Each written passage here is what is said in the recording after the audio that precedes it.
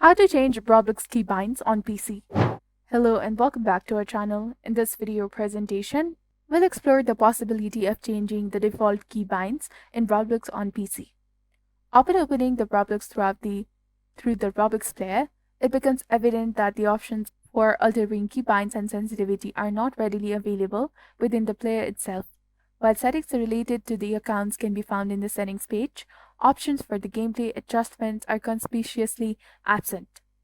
Even upon attempting to access the settings by pressing ESC or Escape button on the keyboard, keybinds remain elusive. Despite efforts to modify the sensitivity, movement mode, camera mode, etc., changing the default keybinds on the Roblox directly on PC seems unfeasible. Regrettably, as of today, Roblox does not offer a straightforward way to customize the key bindings on PC, except throughout the external tools or the programs like customizable macros on certain keyboards.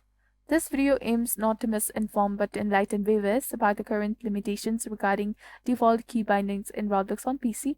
If you found this video informative, do not forget to like, comment, share, and subscribe to our channel for more amazing tips and tutorials.